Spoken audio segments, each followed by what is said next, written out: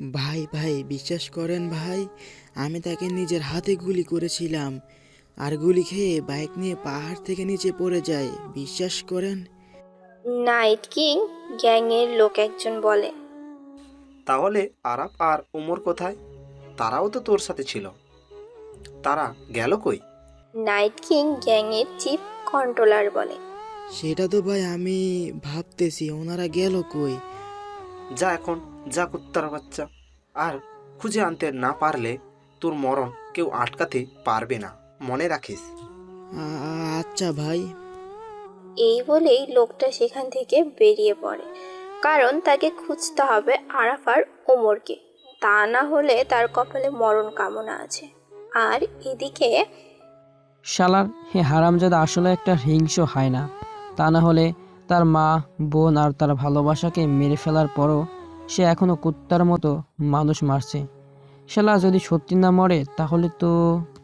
এই কথাগুলো চিন্তা করতে করতে সে একটা লম্বা শ্বাস ছাড়ে, কপালের ঘামগুলো মুছে নেয়, কারণ ও ভালোই বুঝতে পেরেছে যে সে বেঁচে থাকলে তার মরণ হবে, যন্ত্রণা দিয়ে তিলে তিলে কষ্ট দেবে, কারণ সে যে মানুষরূপী হায়না। রাত তখন 2:15। চট্টগ্রামে কাজীর দৌড়ি মোড়। মোড় চত্বরে কয়েকটা কুকুর ডাকছে, নিস্তব্ধতায় চেয়ে রয়েছে চারপাশ। কয়েকজন মানুষ রাস্তার পাশে ছেঁড়া কাপড় মুড়ি দিয়ে শুয়ে আছে।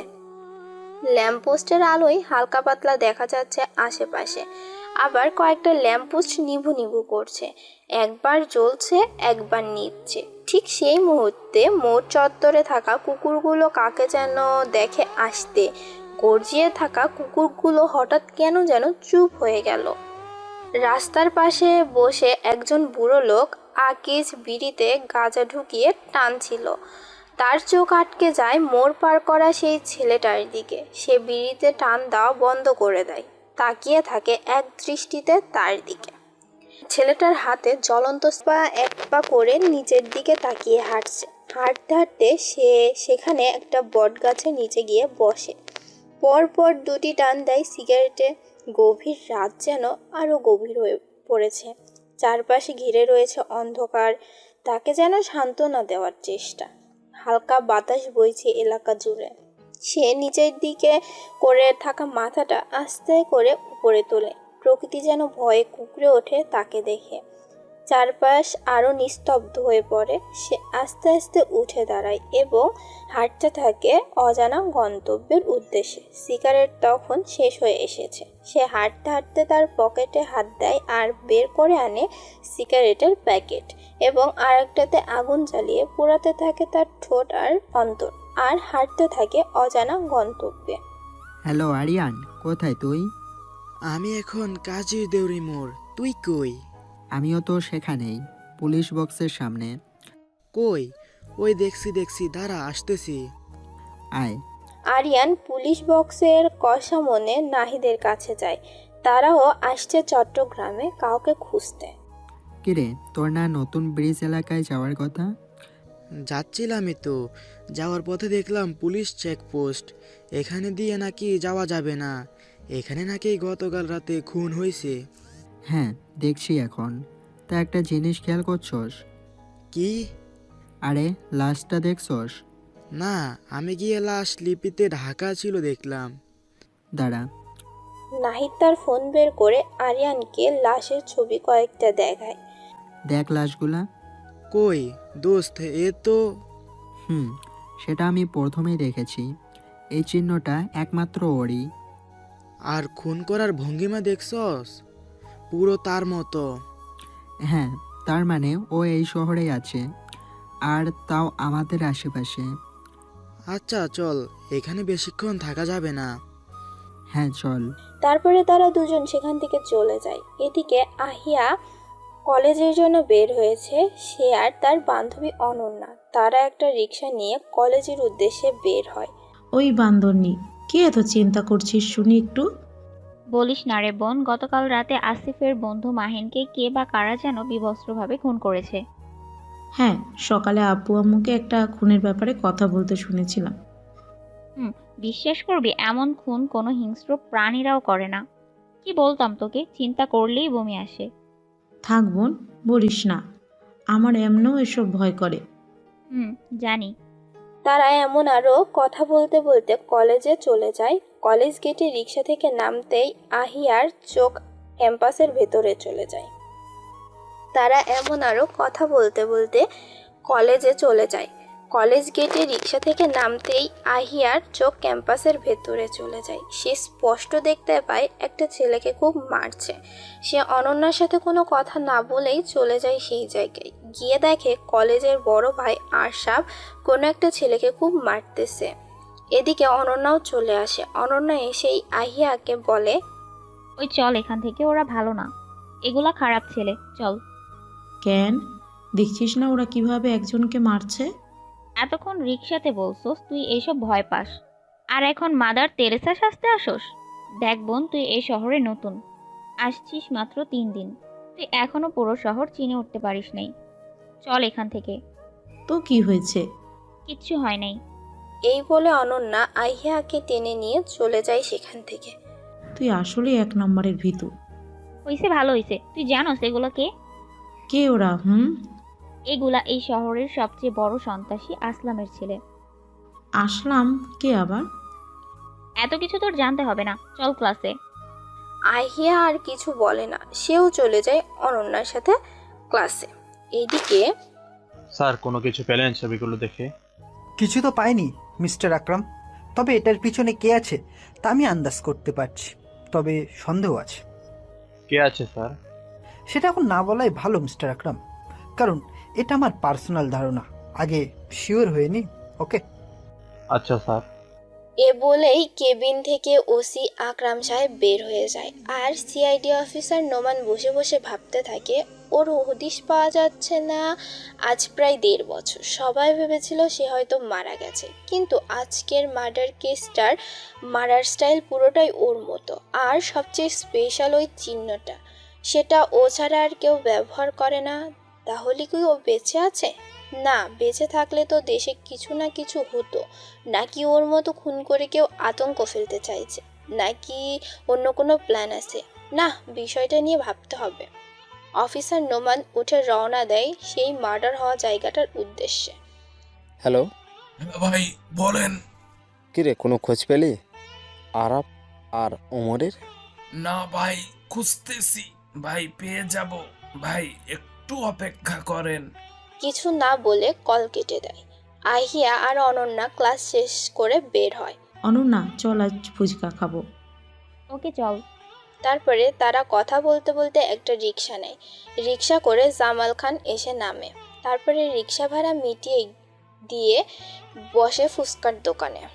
মামা, 2 প্লেট ফুচকা দিন। হ মামুনি, দিতাছি। এদিকে তারা ফুচকা খাচ্ছে আর বক বক করছে। ঠিক সেই সময় আহিয়ার চোখ গিয়ে পড়ে একটা ছেলে একা একা বসে সিগারেট আর চা একসাথে খাচ্ছে সেদিকে। অনন্যা, দেখ ছেলেটাকে।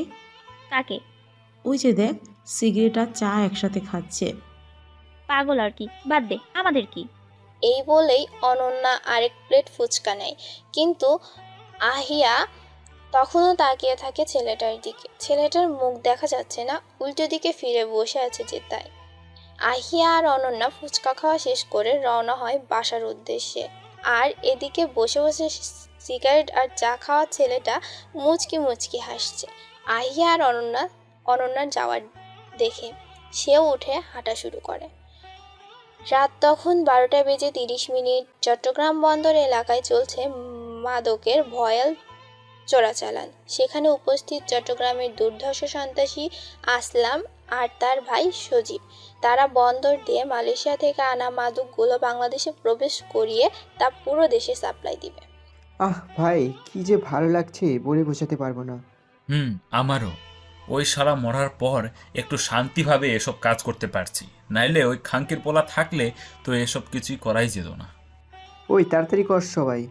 জিসান গিয়ে দেখ তো ট্রাক কয়টা আসছে। আচ্ছা ভাই। জিসান সেখান থেকে হাঁটা ধরে রাস্তার উদ্দেশ্যে। সে রাস্তায় পৌঁছে দেখে সেখানে কিছুই নেই। ও কিছুটা অবাক হয়ে পড়ে, কারণ এতক্ষণে এখানে 5-6টা ট্রাক থাকার কথা, কিন্তু এখানে একটাও নেই। শুনশান পুরো রাস্তাটা, শুধু ল্যাম্পপোস্টের আলোয় হালকা কিছু দেখা যাচ্ছে, তবে বেশি দূর পর্যন্ত না। হঠাৎ তার পেছন থেকে কেউ একজন বলে ওঠে, কিরে জিসান, বাইরে বলে গেছস?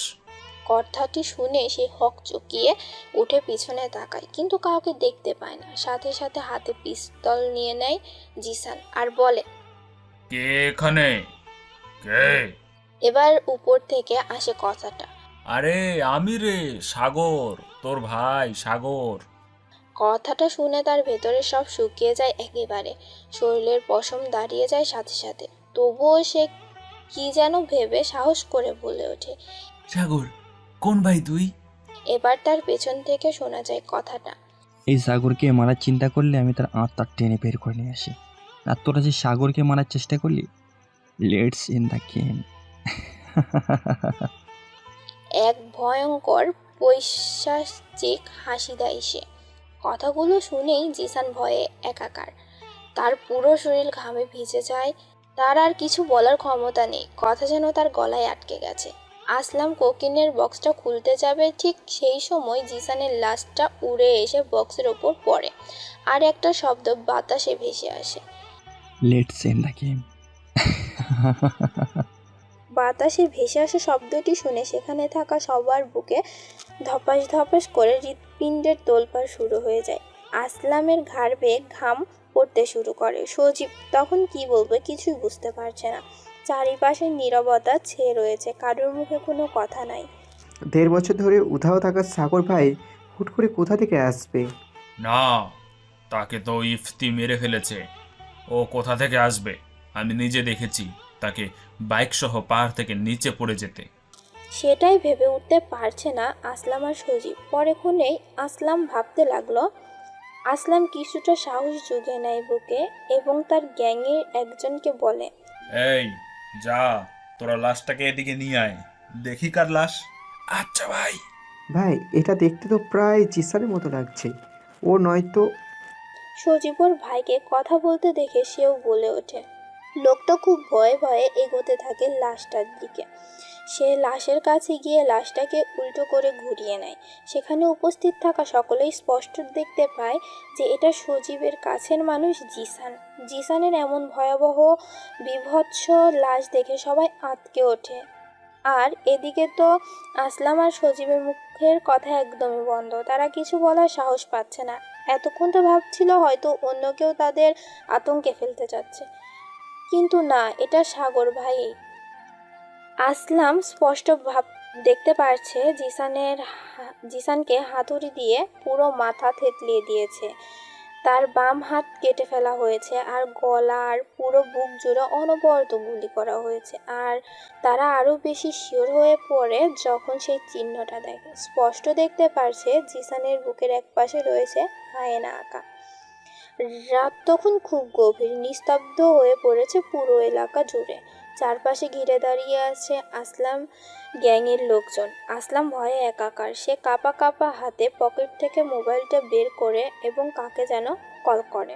রিসিভ হতেই, ভাই, সাগর বেঁচে আছে। তুতলিয়ে বলল আসলাম কথাগুলো। সত্যি ভাই, আপনি এখনই এখানে আসুন ভাই, জলদি ভাই। আচ্ছা ভাই। আসলাম কল কেটে দিয়ে চারপাশ একটু নজরটা বুলিয়ে নেয়। সে দেখতে পায় তার গ্যাংয়ে সবার চোখে মুখে ভয়ের প্রচণ্ড চাপ। তা দেখে সে সবাইকে বলে, ওই কাজ বন্ধ কেন? কাজ শেষ কর। কে আসবে আমিও একটু দেখি, তোরা কাজ কর। সবাই আবার শুরু করে তাদের কাজ। আসলাম আর সজীবকে বলে, ভয় পাস না, আমি ভাইকে কল দিছি, যা গাড়ি থেকে ল্যাপটপ নিয়ে আয়। আচ্ছা।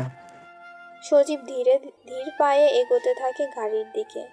গাড়ির কাছে যেতেই তার কানে একটা শব্দ আসে বাম দিকে মাথা ঘুরিয়ে দেখে কে যেন বসে বসে হাতুড়ি মাটিতে পেটাচ্ছে।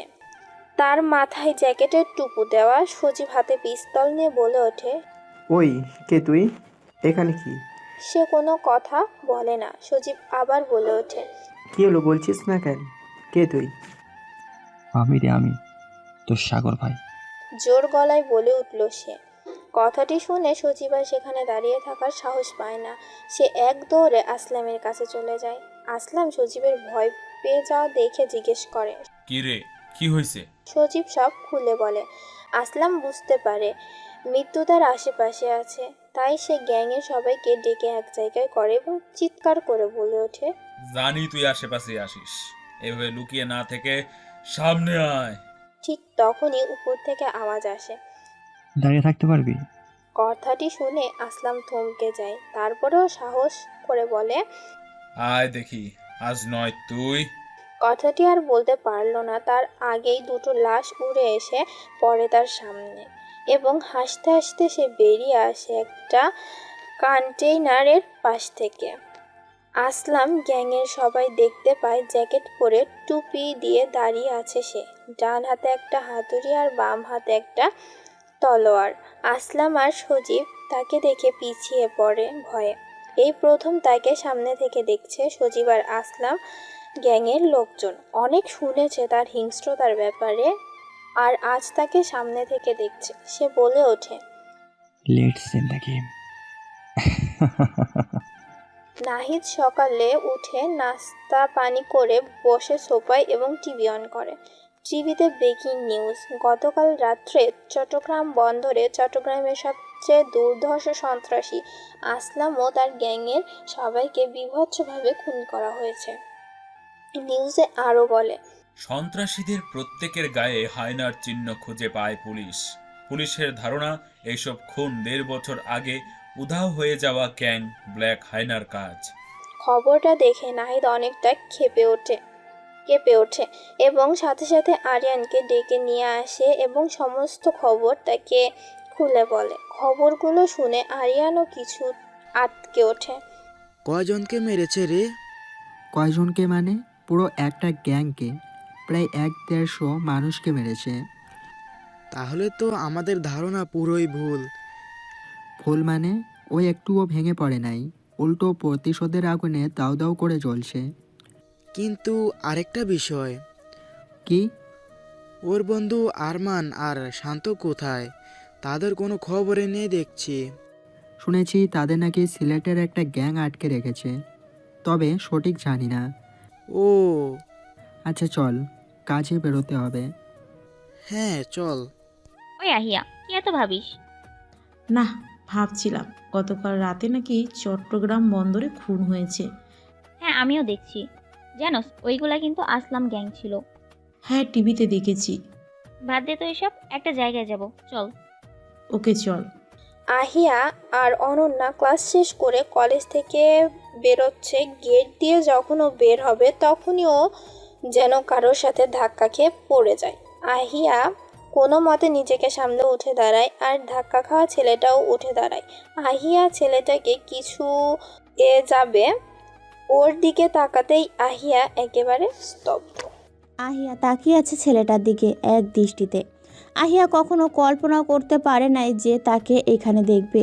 সে উল্টো ভাবছিল ও হয়তো মারা গেছে, কিন্তু এ তো। অনন্যা তখন আরিয়াকে একটা ধাক্কা দেয়। আরিয়া ঘর থেকে বের হয়। আরিয়া তাকে কিছু একটা বলতে যাবে, তার আগেই ছেলেটা কলেজের গেটের দিকে হাঁটা শুরু করে। আহিয়া ছেলেটাকে পেছন থেকে ডাক দেয়, কিন্তু ছেলেটা দাঁড়ায় না। সে আবার ডাক দেয়। এবারে ডাকে ছেলেটা দাঁড়িয়ে যায় এবং পেছনে ফিরে তাকায়।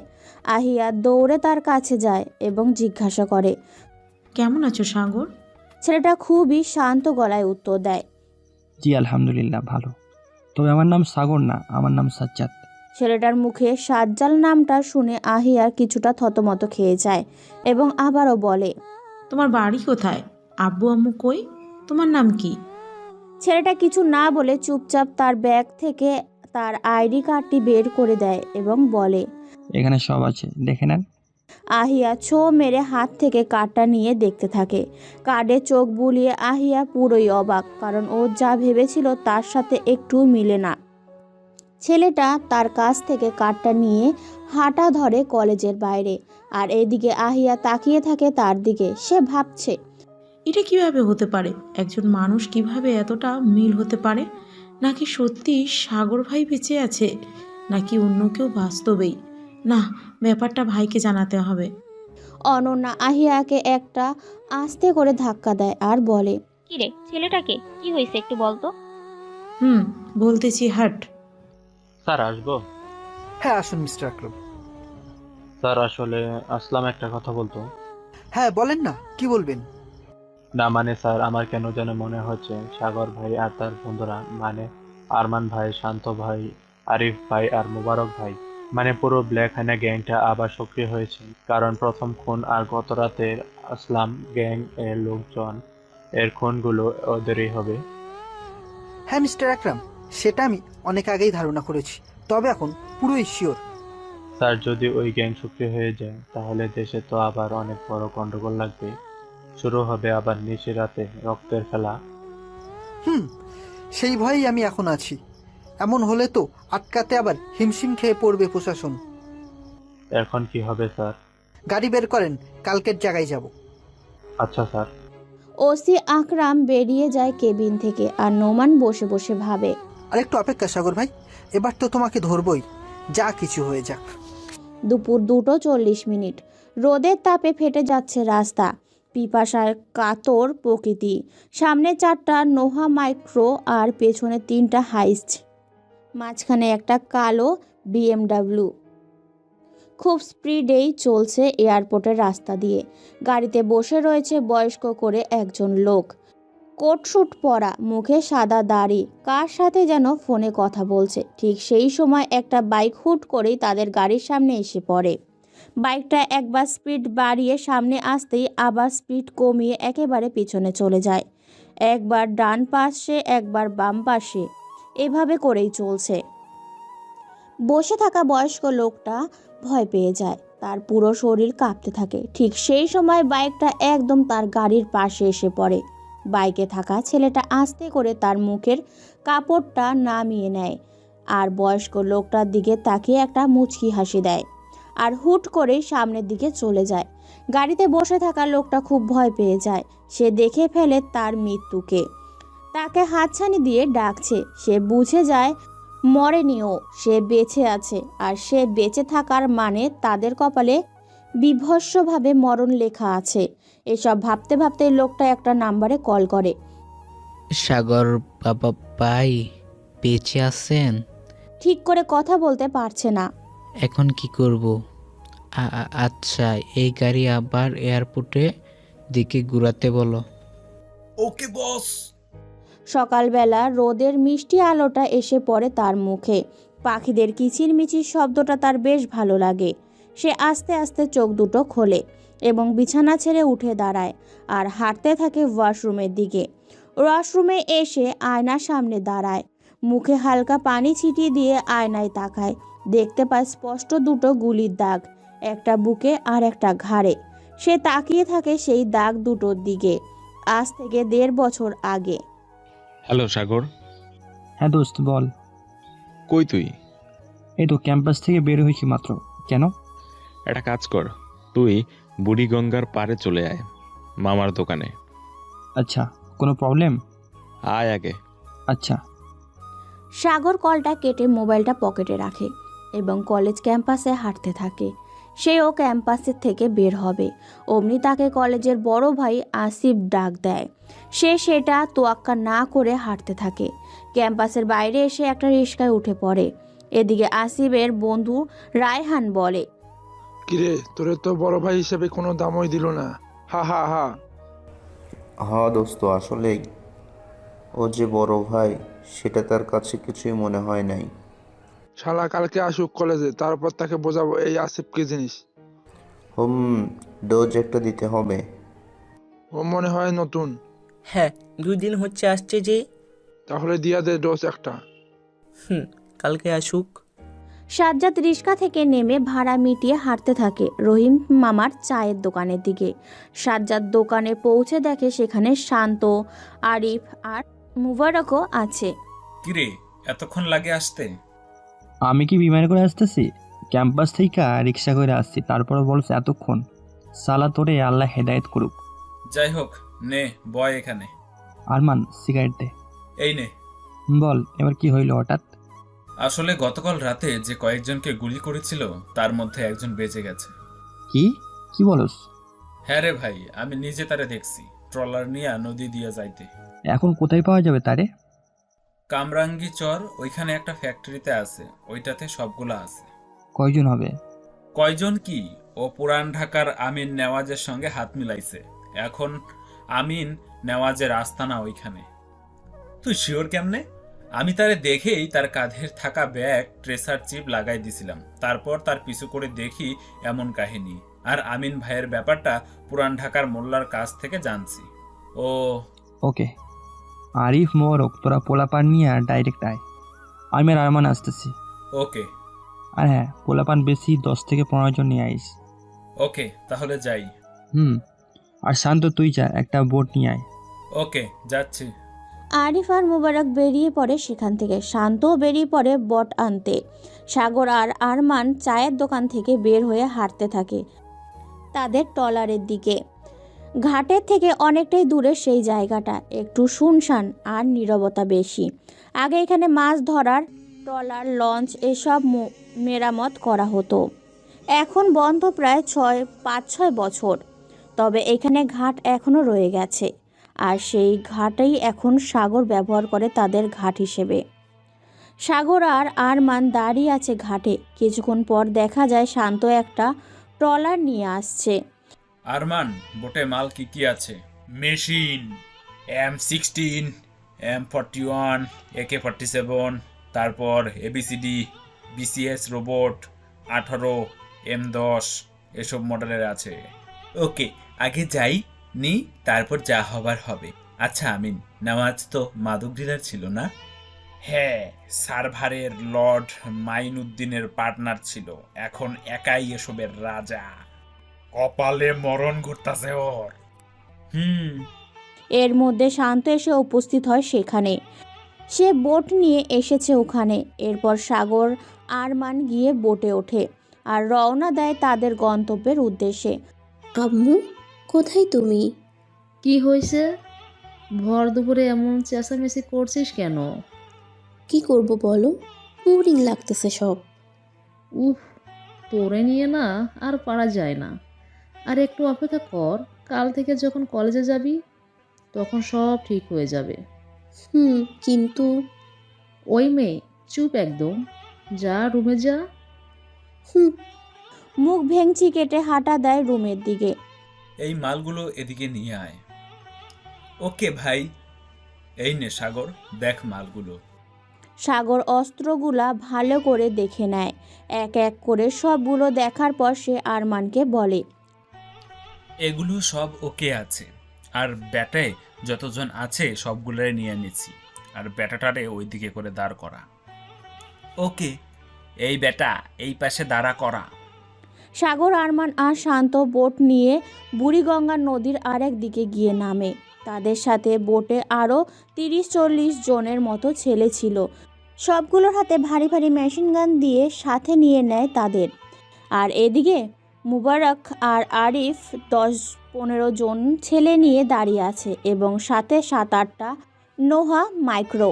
কিরে, গাড়িগুলো এত খুলে কেন? তোদের সাথে যেগুলা আসছে ওইগুলা কি হাট্টা হাট্টা যাইব? তুই জানলি কেমনে যে আর সাথে কতজন পোলাপান আছে? শান্ত কল দিয়া বলছে।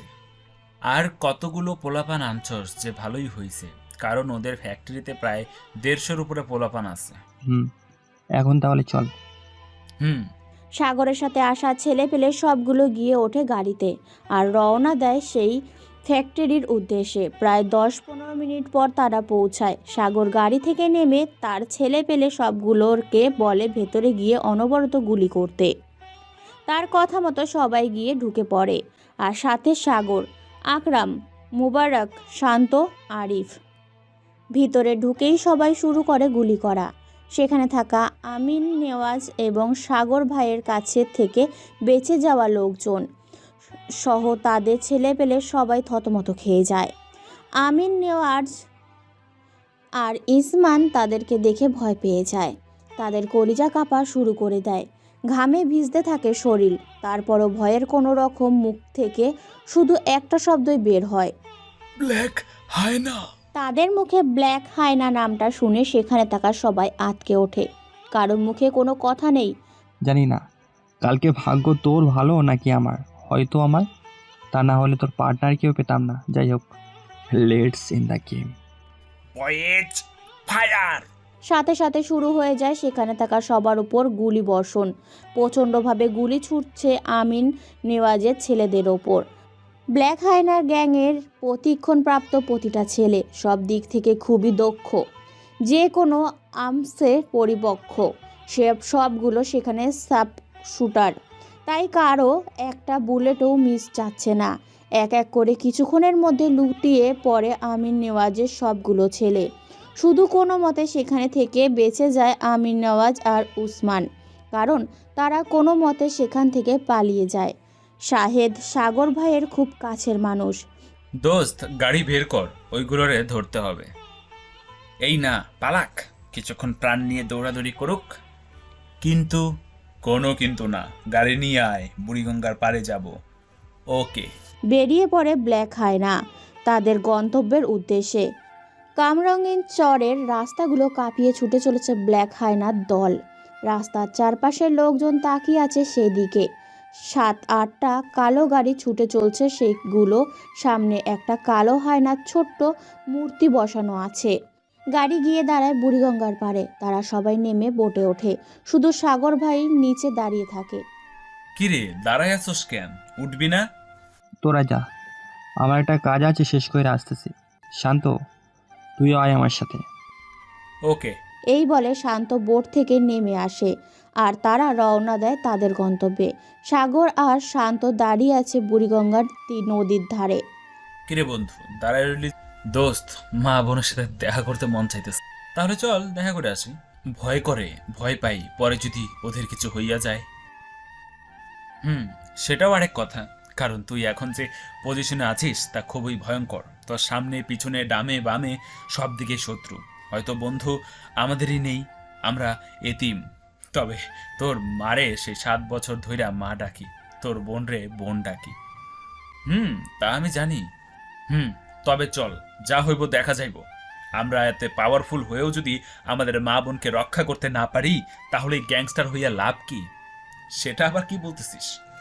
ইনশাল্লাহ চল, এখন না, সবাই একসাথে যাব। আগে কাজটা শেষ করে আসি, তারপর। কই যাবি? একটা বোট আনা, তবে ফার্স্ট। ওকে। শান্ত কাকে যেন কল দেয় আর একটা বোট আনতে বলে, আর ঠিকানাটা বলে। নদীর তীরে এক অদ্ভুত শান্তি আছে, তা ভালোই বুঝতে পারে সাগর। হালকা বাতাসের তোড়ে তার চুলগুলো দাঁড়িয়ে যায়। ঠান্ডা বাতাসটা সাগরের কাছে কেন যেন ভালো লাগে। সে আস্তে আস্তে আরও কাছে যেতে থাকে নদীর। তেমন স্রোত ছিল না, মাটির সাথে সাথে গন্ধটা সে ভালোই পাচ্ছিল। এরই মধ্যে একটা বোট এসে তাদের সামনে দাঁড়ায়। শান্ত আর সাগর উঠে পড়ে বোটে আর রওনা দেয় এক অজানা উদ্দেশ্যে। হ্যালো। হ্যাঁ কুত্তি বল। অধরা, কই রে তুই? আমি তো বাসায়, কিন্তু কেন? পিএসসি মোড়ে আয়, একটা কাজ আছে। আচ্ছা আসতেছি। ওকে, আয়। অধরা কল কেটে মোবাইল রেখে ওয়াশরুমে চলে যায়। কিছুক্ষণ পর রেডি হয়ে বেরিয়ে আসে, তারপর বাইরে যাওয়ার জন্য তৈরি হয়ে নেয়। আম্মু, আমি একটু আসছি, নাদিয়ার সাথে দেখা করতে যাচ্ছি। যা তবে তাড়াতাড়ি ফিরিস। আচ্ছা। এই বলে অধরা বেরিয়ে পড়ে সিএসসি উদ্দেশ্যে। রিস্কা নিয়ে গিয়ে পৌঁছে গন্তব্যে গিয়ে দেখে নাদিয়া আগে থেকেই দাঁড়িয়ে আছে। সে রিস্কা থেকে নেমে তার কাছে চলে যায়। এতক্ষণ লাগে তোর আসতে বান্দরনি? কই এতক্ষণ, একটুই তো। চল এখন। কোথায় যাবি? হাতির ঝিল। ওকে। কিছুক্ষণের মধ্যে তারা হাতিঝুড়ি পৌঁছে যায়। তারপর হাঁটতে থাকে সেখানে। দুজন হাঁটতে হাঁটতে একটা ভেলপুরিওয়ালার সামনে এসে দাঁড়ায়। মামা 2 প্লেট দিয়েন তো। দিতাছি আফা। তারা দুজনের কথা বলতে বলতে ভেলপুরি খাচ্ছে। ঠিক এমন সময় একটা ছেলেকে দেখে অধরা। সে দেখতে পায় একটা ছেলে একা একা হেঁটে গিয়ে সেখানে এক কোণে বসে। হঠাৎ করে এমন একটা ঘটনা ঘটে যাবে তা সেখানে থাকা কেউ ভাবতে পারে নাই। হুট করে 7-8 জন ছেলে কোথা থেকে এসে ওই বসে থাকা ছেলেটাকে বেধড়ক মারধর শুরু করে। আশেপাশের মানুষ তাকিয়ে আছে, কেউ এগিয়ে আসছে না সাহায্যের জন্য। সেই দিকে চোখ পড়তেই অধরার সে দেখতে পায় যে ছেলেটাকে ওইখানে কোনায় বসে দেখেছিল সেই ছেলেটাই বেধড়ক মারছে। অধরা দৌড়ে সেখানে যায়। এই যে থামুন আপনারা, না হলে পুলিশকে কল দিচ্ছি আমি। কে গো তুমি? ওর বয়ফ্রেন্ড? না না, ভাই হবে, বয়ফ্রেন্ড তো আমরা। দাঁড়া, পুলিশকে কল না দিলে তোরা শান্ত হবি না। এই বলে অধরা মোবাইল বের করে পুলিশের কাছে কল করে আর পুলিশকে যা বলার বলে মোবাইলটা রাখে। কি মামুনি, পুলিশ আসছে? হ্যাঁ আসছে, মানে দাঁড়িয়ে থাক এখানে। ছেলেগুলা অধরাকে কিছু না বলে আবারও শুরু করে দেয় ছেলেটাকে মারধর। আর সেই সময় ওই পুলিশ উপস্থিত হয়। পুলিশ অফিসার একজন গাড়ি থেকে নামতেই অধরা তার কাছে যায় এবং ঘটনা সব বলে। ঠিক তখনই আসিফ বলে ওঠে, ওই গাড়ি নিয়ে যেমনি আসছোস অমনি চলে যা, তা না হলে ওর মতো হাল তোরও করমু। সেখানে থাকা আর কিছু বলতে পারল না, কারণ তিনি ভালোই বুঝতে পারে যে এসব টাকা আর পাওয়ারের প্রভাব। তাই তিনি গাড়ি নিয়ে সেখান থেকে চলে যায়। এসব দেখে অধরা পুরোই হতভম্ব, কি বলবে বুঝতে পারছে না।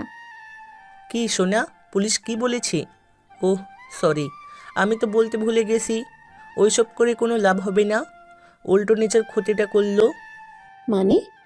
পরে বুঝবা। এই বলে আসিফ তার বন্ধুদের নিয়ে সেখান থেকে চলে যায়। আর অধরা বাকি সব চিন্তা বাদ দিয়ে যায় ছেলেটার কাছে। ছেলেটার কাছে গিয়ে তাকে টেনে দাঁড় করায় এবং নিয়ে গিয়ে এক জায়গায় বসায়। আচ্ছা, ওনারা আপনাকে ওভাবে মারছিল কেন? ওই কলেজের একটা ঘটনার জন্য। কি ঘটনা? সে সব খুলে বলে আর এর মধ্যেই সে সময় না দিয়ে সেখানে উপস্থিত হয়। কি রে, তুই এতক্ষণ কই ছিলি? আরে আমার এইগুলাই ভয়, জানোস না, তাই যাই নাই ওইখানে। ধুর গাধি। আচ্ছা, আমার জন্য আপনার কষ্ট করতে হচ্ছে। ওরা আপনাকে কত কথা শোনাইছে, তার জন্য মাফ করবেন। আরে কিছু হবে না, ব্যাপার নাই সব। এখন উঠি, আমি যেতে হবে। কিন্তু এই অবস্থায় কই যাবেন? বাসায় যাই, ভালো থাকবেন। এই বলে সে সেখান থেকে উঠে পড়ে এবং হাঁটা শুরু করে তার গন্তব্যের দিকে। সে হাঁটতে হাঁটতে মনে মনে বলে, চল বাসায় যেতে হবে।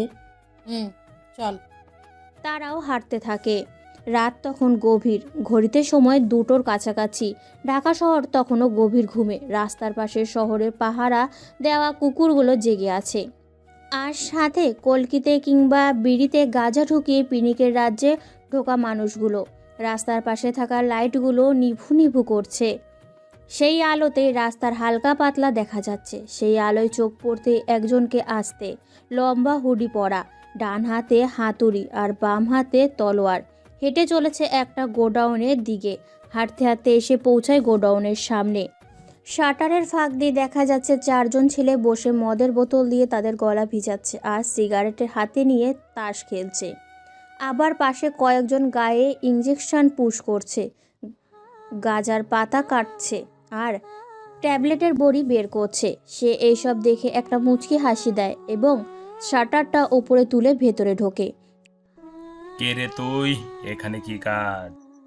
আমি সাগর ভাই। কথাটা শুনেই চোখ বড় করে ফেলে আসিফ। গলা শুকিয়ে যায়। সে সহ আশেপাশের বাকি সবাইও ভয় পেয়ে যায়। ভাই আপনি হঠাৎ এখানে? তোদের বের হম মরণ দিতে। তাও আসিফ ভয়ে ভয়ে বলে। কথাটা শুনেই আসিফ সহ বাকিরাও দাঁড়িয়ে যায়। এক পা করে সবাই পিছোতে থাকে, কারণ সেখানে সবাই মাতাল হলেও বুঝতে পারে তাদের মৃত্যু সামনেই। তাই নেশা টেশা ভয়ে উধাও হয়ে গেছে। বাবা ভাই, আমরা কি করেছি ভাই? আমাদের মাফ করে দেন ভাই।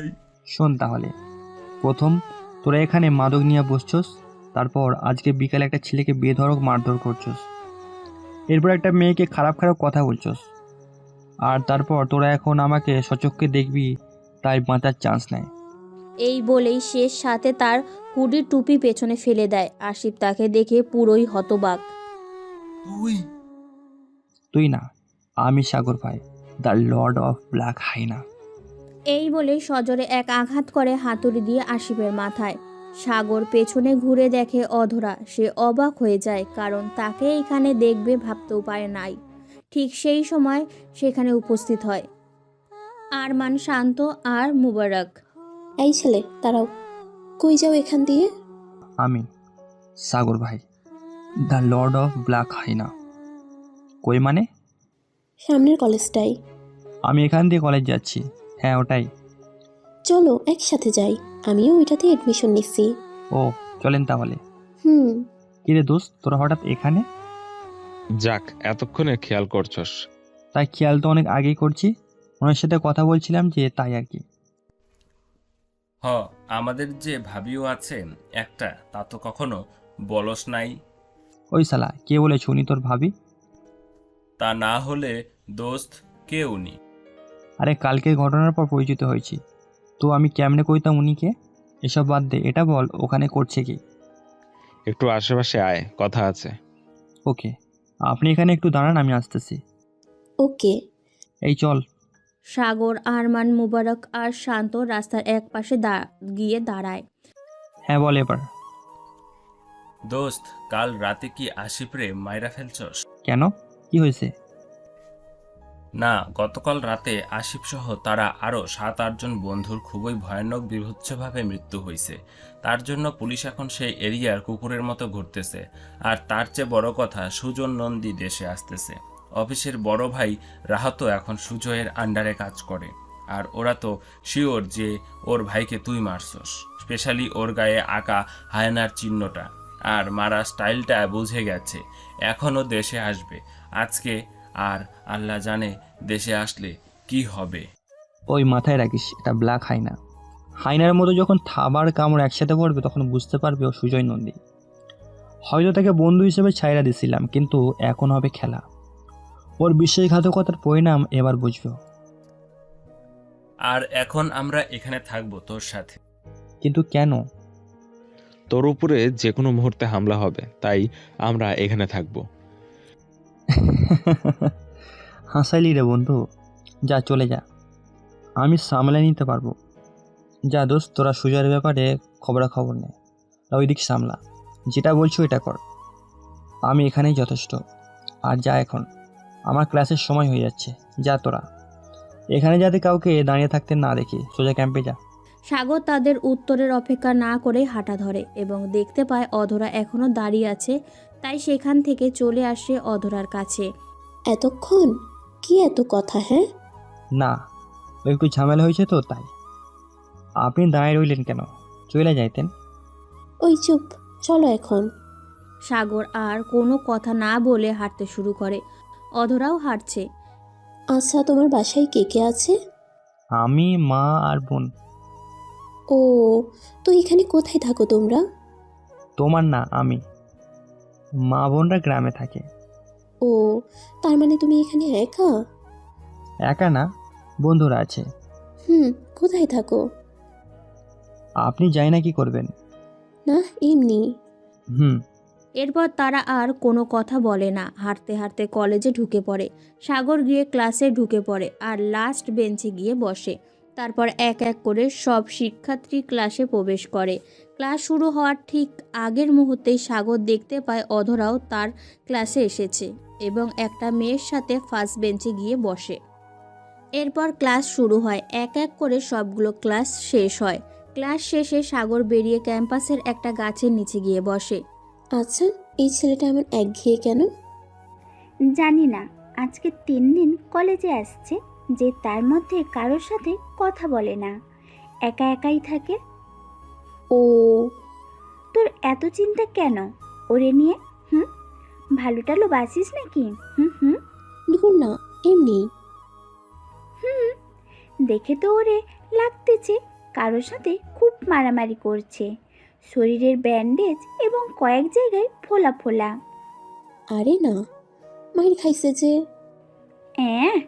তা তুই কেমনে জানোস? আই, হাঁটতে হাঁটতে বলতেছি। হাট। দুপুর 2:17 ঢাকার আন্তর্জাতিক বিমানবন্দর এয়ারপোর্টের একমাত্র মালয়েশিয়ার থেকেই আসা বিমান ল্যান্ড করে।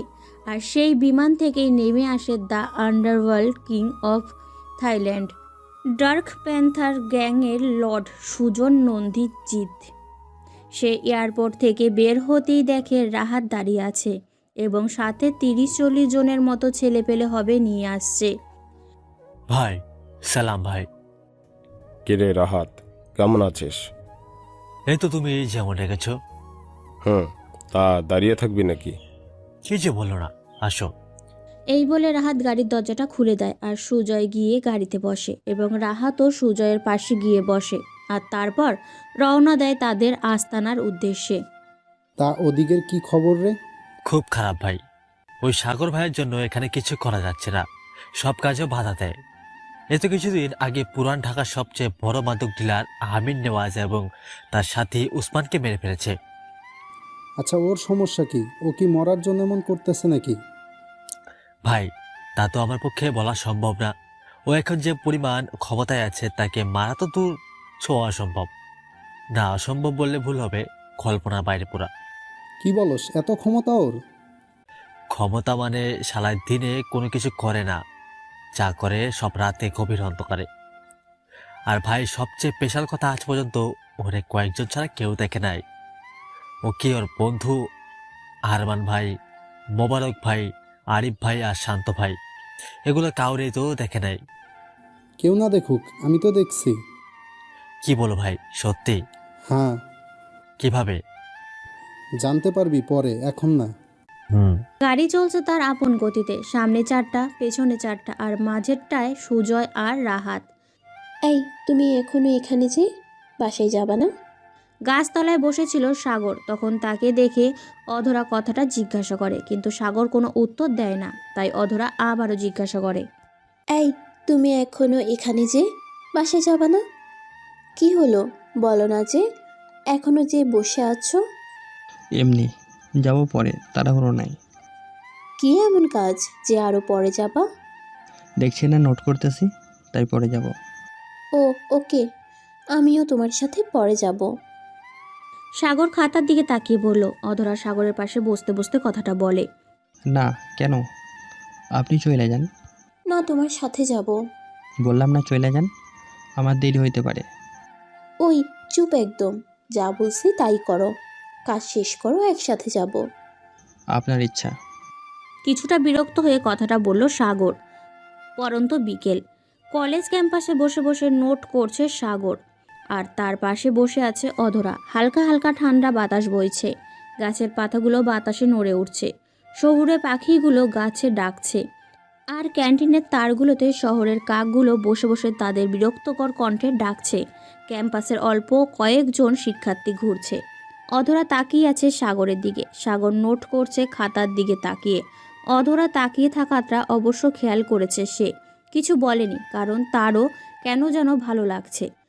আচ্ছা, তোমার কলেজে কোনো বন্ধু নেই যে? আমার ভালো লাগে না তাই। তাহলে সকালে আসলো যে, ওরা কে? ওরা আমার ছোটবেলার বন্ধু। ও, তা কলেজে করতে সমস্যা কি? আমার ভালো লাগে না, বললাম না। তা আমিও কি ফ্রেন্ড হতে পারি না? আমরা তো একই ক্লাসের। যেভাবে আছেন বরাবরই আছেন। কেন? আরে করি না আমরা ফ্রেন্ডশিপ? না বললাম, আপনি হয়তো আমার ব্যাপারে জানেন না পুরোপুরি। ফ্রেন্ডশিপ করলে সব জেনে যাব, বুঝছো? দরকার নাই, এভাবেই থাকেন। ফ্রেন্ডশিপ করলে সব জেনে যাব, বুঝছি। ওই ছেলে, একটা থাপ্পড় দিব। বললাম না বন্ধুত্ব করতে, এত ভাব দেখাচ্ছ কেন? অধরা সাগরের কলার চেপে ধরে কথাটা বলে আর একদম তার মুখের কাছে চলে যায়। গাছের পাখিরা কোলাহল লাগিয়ে দেয়, কাকগুলো তার থেকে উড়ে চলে যায়। বাতাসটা যেন আরও জোরে বইতে থাকে। নিয়তি যেন অধরাকে বলার চেষ্টা করছে, তুই যাকে ধরেছিস সে কোনো সাধারণ মানুষ না, সে এক কুখ্যাত সন্ত্রাসী মাফিয়া জগতের রাজা, লর্ড অফ ব্ল্যাক হায়না। সাগর এক দৃষ্টিতে তাকিয়ে আছে অধরার দিকে, তার মুখ আর অধরার মুখ একেবারে কাছে, দুজন দুজনের নিঃশ্বাস অনুভব করতে পারছে। অধরার গরম নিঃশ্বাসগুলো একদম সাগরের মুখে গিয়ে পড়ছে। সাগর তাকিয়ে দেখছে তাকে, তার যেন পলক পড়তে চাইছে না। এক অপরূপ রূপবতী সে, তার চেহারায় এক অন্যরকম নেশা আছে। সে স্পষ্ট দেখতে পাচ্ছে অধরার ঠোঁটের মাঝ বরাবর তিলটা, ইচ্ছে করছে ছুঁয়ে দিতে, তবে তার অনুমতি নেই। সে এক অন্যরকম মায়াদেবীর মতো। তার ডাগর ডাগর আঁখি জোড়ার ওপরে কালো পাপড়িগুলো তাকিয়ে থাকতে সে যেন আর পারছে না। যে কোনো মুহূর্তে যেন সে ছুঁয়ে দেবে, তারপরও সামলে নেয় নিজেকে। সেও কিছু বলছে না। অধরা যে তার কলার ধরেছে, অন্য কেউ হলে এতক্ষণে তার মাথার খুলিতে বুলেটের একাকার করে ফেলতো। অধরার কলারটা ছেড়ে দেয় আর বলে, এখনো কি করবি না? আচ্ছা করবো, যান। অধরার সাথে সাথে লাফিয়ে তা গিয়ে বলে, সত্যি? ওকে, তাইলে আজকে থেকে আমরা ফ্রেন্ড। হ্যাঁ সত্যি। বললাম তো friend. Thank you so much. ফ্রেন্ডশিপে এসব নাই, বসেন এখানে। ওই ফালতু, ফ্রেন্ড হয়েও আপনি বলতেছো কেন? ও আচ্ছা সরি, অভ্যাস হয়ে গেছে তো তাই। যাই হোক, ওঠো, যেতে হবে। চলো। ওকে চলো। সাগর আর অধরা উঠে হাঁটা শুরু করে কলেজের বাইরের দিকে। ওই চলো, বুড়িগঙ্গা নদীর পাড়ে যাব। সন্ধ্যা হলে খুব সুন্দর দেখাই জায়গাটা। বুড়িগঙ্গার নাম শুনে সাগরের মাথায় কি একটা যেন ঘুরপাক খেতে থাকে। তারপরও বলো, চলো। অধরা গিয়ে একটা রিক্সা নেয় এবং দুজনে উঠে বসে। অধরা আজ খুব খুশি, কেন সে নিজেও জানে না। সে শুধু এতটুকু জানে সাগরের সাথে কথা বললে তার মন একদম ভালো হয়ে যায়। কিছুক্ষণ পর রিক্সা এসে বুড়িগঙ্গার পাড়ে দাঁড়ায়। তারা রিক্সা থেকে নেমে ভাড়া মিটিয়ে নদীর পাড়ে গিয়ে দাঁড়ায়। বেশ শান্ত দেখাচ্ছে নদীটাকে। ট্রলার, সাম্পান, ছোট ছোট নৌকো আর লঞ্চে ভর্তি নদী। সন্ধ্যা প্রায় নেমে পড়েছে। ঠান্ডা বাতাসটা খুব ভালো লাগছে সাগরের কাছে। ওই চলো, ওই জায়গায় যাব। ফুচকা খাবা, তাই না? তুমি কেমনে বুঝলে? চলো। সে আর কিছু না বলে চুপচাপ হাঁটতে থাকে ফুচকাওয়ালার দোকানের দিকে। পেছনে পেছনে অধরাও আসতে থাকে। মামা, এক প্লেট ফুচকা দেন তো। বহেন দিতাছি। তুমি খাবা না? এক প্লেট দিতে বললা যে। না, আমি ফুচকা খাই না। মামা, এক প্লেট চটপটি দিন। ও ভালো। দুজনে খাচ্ছে আর কথা বলছে। সাগর তাকিয়ে আছে অধরার দিকে। অধরা কথা বলছে আর বলেই খাচ্ছে। নদীর পাড়ে বাতাসে অধরার চুলগুলো এলোমেলো হয়ে উঠেছে। সেটা দেখছে সাগর। তার মিষ্টি ঠোঁট জোড়া কিছুক্ষণ পর পর ফুচকার টক পানিগুলো লাগাচ্ছে। বেয়ে বেয়ে পড়ছে ঠোঁট দিয়ে। সাগরের কেন যেন হিংসে হচ্ছে খুব। সে না পারছে বলতে আর না পারছে সহ্য করতে। ওই এভাবে কি দেখছো? না না, কিছু না। ভ্যাবাচাকা খেয়ে কথাটা বলল সাগর। ঠিক সেই সময় কিছু লোক আসলো ফুচকার দোকানে এবং এসে ফুচকাওয়ালার কাছ থেকে চাঁদাবাজি টাকা চায়। ফুচকাওয়ালা দিতে না চাইলে তাকে মারার জন্য দোকান থেকে বের করে নিয়ে আসে। আর সেটা দেখতে পায় সাগর এবং বলে, এই যে ভাইরা, আপনারা ওনাকে এমন হেনস্থা করছেন কেন? উনি বয়সে আপনার অনেক বড় হয়। সাগরের কথা শুনে সবগুলো লোক সাগরের দিকে তাকায়। সাগরকে দেখতে সবগুলো মুখ শুকিয়ে যায়। আর ঠিক সেই সময় ভাই, দৌড়া রে, দৌড়া। সাগরের কথা শুনে সবগুলো লোক সাগরের দিকে তাকায়। সাগরকে দেখতেই সবগুলো মুখ শুকিয়ে যায়। আর ঠিক সেই সময় কথাটা বলে সেখানে একজন দৌড় দেয়। আর তার এমন কাণ্ড দেখে বাকিরা হতভম্ব। আর একজন সেখানে সাগরকে বলে ওঠে, ওই কে রে তুই? এত জ্ঞান দেস কে? হ্যাঁ, কথাটা একটু ধমক সুরেই বলে। জ্ঞান দেই আর না দেই, ওনারে ছাইড়া দেন ভাই। উনি গরিব মানুষ, কত টাকার কামায়। ওই ধৈরা আনতো। মুখ সামলাই কথা ক, জিব্বার টাইনা ছিঁড়া ফেলবো। ও মা গো, ওই আমাকে জিহ্বার টাইনা ছিড়ব। ওই ওর এদিকে ধৈরা নিয়ে আয়, দেহি কেমনে ছিঁড়ে। সাথে সাথে একটা লোক আসে আর সাগরকে ধাক্কা দিয়ে ওই লোকটার সামনে নিয়ে যায়। নিয়তি শান্ত হয়ে পড়ে তখন। রক্তের খেলা শুরু হওয়ার সময় চলে এসেছে বুঝতে পারে। লোকটা সাগরের কলার চেপে ধরে বলে, এই ল, আমি জিহ্বা বের করতেছি, দেহি ছিড়। এ কথা বলেই লোকটা তার জিহ্বা বের করে দেয়। সাগর শুধু লোকটার দিকে একবার তাকায়। নদীর পানি স্রোত বাড়িয়ে দেয়। বাতাসে তোড়ে পাড়ের বালু উঠতে থাকে খুব। এই যেন প্রকৃতির ভয় পেয়ে যাওয়ার রূপ। সন্ধ্যাবতী সময়ের পাখিগুলো দেখে ঘটনাটা। তারাও টের পেয়ে যায় এ কোনো রক্তের স্রোতের আভাস। গাছে থাকা পেঁচাটা চোখ বড় বড় করে তাকিয়ে আছে সেই দিকে। কি হতে যাচ্ছে এখন? আর ঠিক তখনই একটা বিকট চিৎকারের শব্দ শুনতে পায় সবাই। সেখানে থাকা সবাই দেখতে পায় লোকটার মুখ থেকে প্রচণ্ডভাবে রক্ত বের হতে থাকে। এই ভয়ঙ্কর রকমের দেখতে লাগছে তাকে। সবাই ভয় পেয়ে যায়। অধরা তো চোখ বড় করে তাকিয়ে থাকে, কারণ সে একটু আগেই দেখতে পায় সে সাগর তো কোমর থেকে ছুরি নিয়ে এক কোপে ফেলে দেয় তার জিহ্বাটা। সেখানে আর কেউ দাঁড়িয়ে থাকার সাহস পায় না, দৌড়তে থাকে প্রাণপণে। ঠিক তখনই আর একটা ঘটনা ঘটে। সাগর তার হাতে থাকা ছুরিটা দৌড়ানোর লোকটার দিকে ছুঁড়ে মারে, আর ছুরিটা সোজা গিয়ে গলার পেছন দিয়ে ঢুকে সামনে থেকে বেরিয়ে যায়। আর সাথে সাথে একটা নিথর দেহ মাটিতে পড়ে যায়। যাকে মেরেছে সে সাগরের কলার ধরেছিল। অবশ্য সেটা সেখানে থাকা তারা ছাড়া বাকি সবাই জানে যে এই সাগর ভাই কাউকে ছেড়ে দেয় না। এদিকে জিভা কাটা লোকটা মাটিতে পড়ে গোংড়াতে থাকে, তার মুখ থেকে অনবরত রক্ত বের হতে থাকে। ফুচকাওয়ালা বুঝতে পারে যে এই ছেলে সাধারণ মানুষ নয়। সাগর ফুচকার দোকানে যায় এবং সেখান থেকে একটা বটি দা বের করে আনে। অধরা দেখে ভয় পেয়ে যায়, বুঝতে পারে লাশ আর একটা পড়বে। অধরা সেখানে আর দাঁড়িয়ে থাকতে পারে না, তাই সে দৌড়ে চলে যায় রাস্তার এক রিক্সা নিয়ে নেয়। ছলছল শব্দ করে চলছে নৌকো। বুড়িগঙ্গার পাড়ে বসে বসে সিগারেট খাচ্ছে সে। রাত তখন 9টা পার হয়েছে। সে সিগারেটের ফিল্টারে ঠোঁট লাগিয়ে লম্বা এক টান দেয়, আর ধোঁয়াগুলো পাঠিয়ে দেয় তার মনের গহীনে। ভাবতে থাকে সেই ভয়াবহ শৈশবের কথা। সেখানে সে খেলাধুলায় বসে, আদর যত্ন পাওয়া বয়সে, শখ আহ্লাদ পূরণ করার বয়সে পিস্তল তুলে নেয়। এসব ভাবছিল, আর তখনই তার ফোন বেজে ওঠে। পকেট থেকে মোবাইলটা বের করে দেখে আরিফের কল। রিসিভ করে। বল। কই তুই? একটু ইমার্জেন্সি, আস্তানায় আয়। ওকে।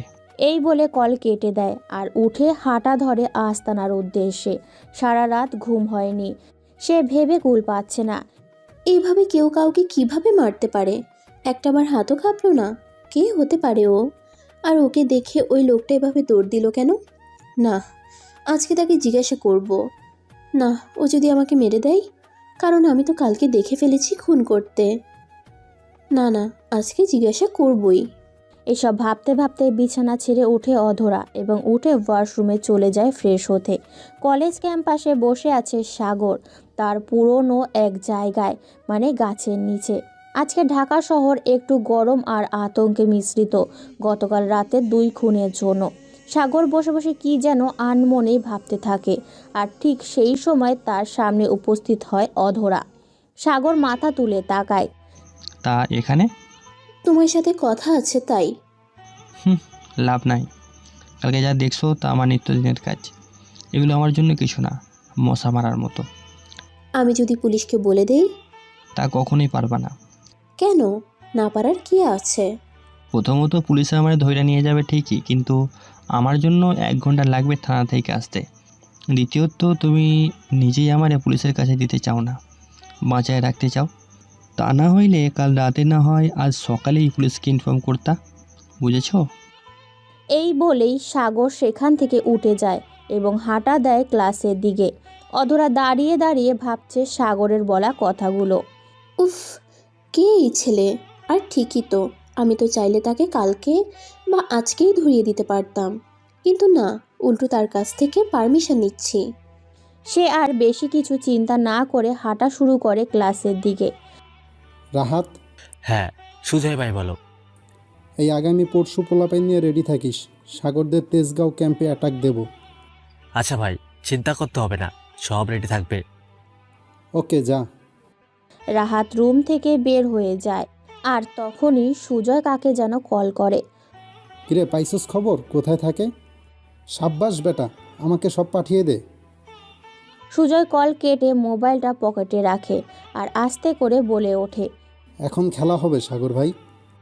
ক্লাস শেষ করে সাগর বাইরে আসে এবং আবার গিয়ে গাছতলায় বসে। আর ঠিক তখনই অধরা আসে। ওই আসো আমার সাথে। কই? গেলে বুঝতে পারবা। আচ্ছা চলো। অধরা আর কিছু না বলে গিয়ে একটা রিক্সা নেয় এবং দুজনে উঠে বসে। সাগর খেয়াল করছে যে অধরা আজ একটু ওর দিকে চেপেই বসেছে, তবুও সে কিছু বলছে না। দুজন গিয়ে হাতির ঝিলে নামে।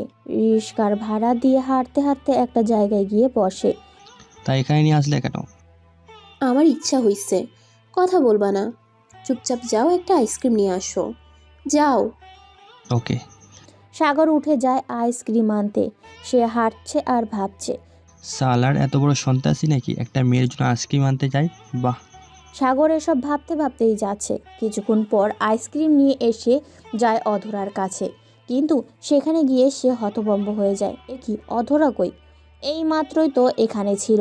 সাগর আশেপাশে ভালো করে চোখ বুলিয়ে নেয়, কিন্তু কোথাও দেখতে পায় না। তখনই তার মোবাইল বেজে ওঠে। সে মোবাইল বের করে দেখে অপরিচিত নাম্বার। রিসিভ করে। হ্যালো, কে?